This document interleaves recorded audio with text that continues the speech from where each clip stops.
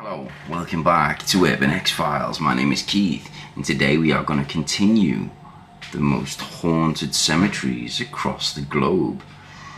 Today's cemetery is from New Orleans, Louisiana, and goes by the name of St. Louis Cemetery.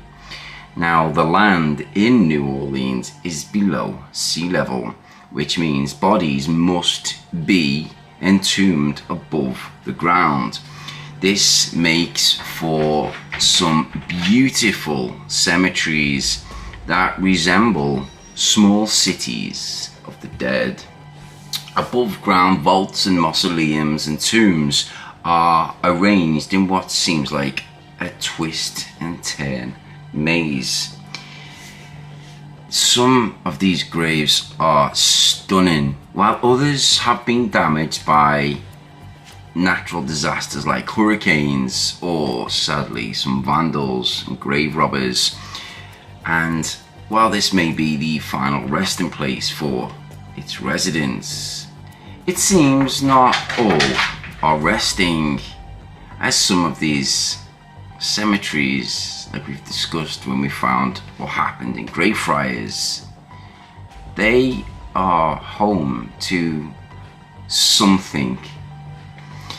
Now, the name Marie Laveau, who is known as the Voodoo Queen, there has even been series like American Horror Story where it showed the Voodoo Queen. The mid 1800s, she really was the Voodoo Queen of New Orleans, and she was both feared and admired by many people during her lifetime and even after her death. When she passed away, an attempt was made by local government to hide her grave because it would become some sort of shrine or something messed with that, so the government decided it's best to not let people know exactly where it is. One of the reasons this cemetery is no longer open to the general public, although private tours are allowed entry, is the desecration of Marie Laveau's tomb. Many years ago, a tour guide had started a rumor claiming the making of certain markings on her vault will allow her to answer your request. You can imagine the results of what happened, and it wasn't good. If you ever get a chance to go inside this cemetery, you can spot Marie's tomb as well as her daughter's tomb quite easy. There is two vaults with most marking and trinkets that are laid around them, so it's very obvious who they belong to. Though she's been gone for hundreds of years, it would appear that Marie is still quite a powerful woman. There was a man who visited this cemetery and made the serious mistake of stepping on the section of land comprising her tomb. Immediately, a hand with great force seemed to slap his face very hard, but there was nobody around, so this ghostly slap was witnessed by people who confirmed this happened by an invisible force. Was this Marie not being happy with what he'd done and showed her anger by assaulting the dude? Now, with one hand over the slapped portion of his face as he was in shock, he whirled around, but as we've said, there was not another soul close to him. He then looked closely at the tomb he'd almost bumped into, that was covered with trinkets and markings. He realised who the tomb belonged to. Needless to say, next time he took a walk in that cemetery, he would be very careful. As far as I know, he apologised, and that was the end of it. No curse or anything was taken upon this man.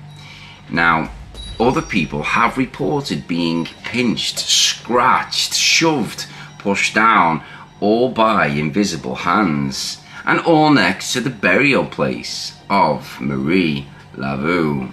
Some people have suddenly been struck ill, only to realize they were beside her tomb when this happened, and they noticed when so Miss Kobe wanted to be in the video. When they noticed where they was, they apologized and left, and that was it. No further sickness and poison feelings and disorientation occurred. Now, she isn't always invisible though. Marie Laveau has been seen walking through the cemetery wearing her red and white turban and dressed in a beautiful, colourful clothing from a bygone era. Some have even seen her walking calmly, while others have heard her chanting, and she often vanishes as suddenly as she's been seen. When people realise of an encountering a modern-day voodoo practitioner, they may just have seen the Queen of Voodoo herself. One woman left an offering at Marie's tomb which explains the various items and trinkets, jewelry and souvenirs as people leave in honour of her. Now that makes it easy to find a vault, like we've said. As this woman turned to rejoin her tour group, she saw a very tall, queenly woman walking nearby with her head held high, her hair held in place by her colourful turban, and she was dressed in a mourning outfit. The woman was struck by the appearance of this woman, that in the New Orleans heat, she was able to walk freely without passing out, only to realise this woman vanished as fast as she appeared.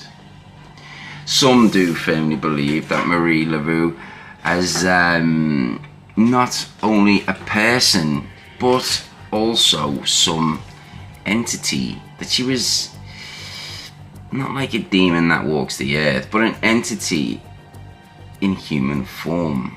I do not know.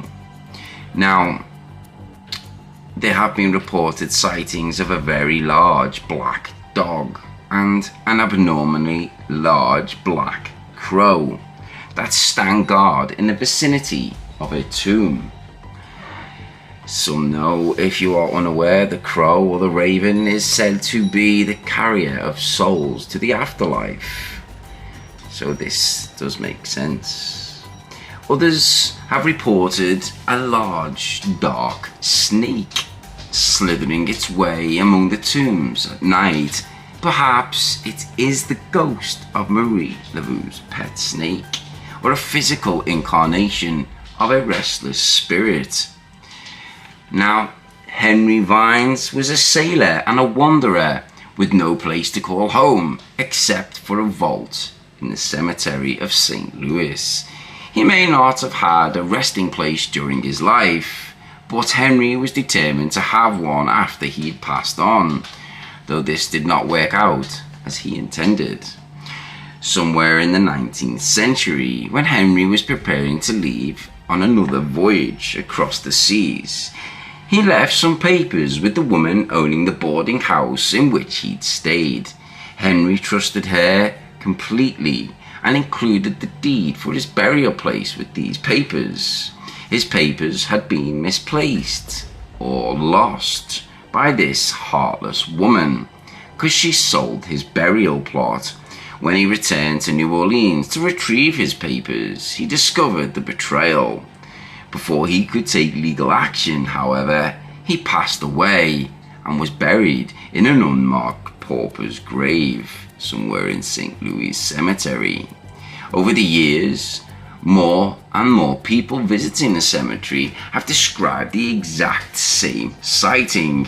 One young woman was tagging along toward the end of a tour group when her camera in her hand taking pictures. It was a very hot and muggy day, as it usually is in New Orleans, and as she reached up to wipe the sweat from her head, she saw a tall, handsome man quickly approaching her. She described him as having blonde hair and beautiful, piercing blue eyes. She said he was wearing a white, old-fashioned shirt and a dark pair of pants. She quickly swept her hair back in the position as he drew closer. As they made eye contact, he politely asked her in this delightful, strange accent if she knew where Divine's vault was located. She said she did not know, as he accepted what she'd said.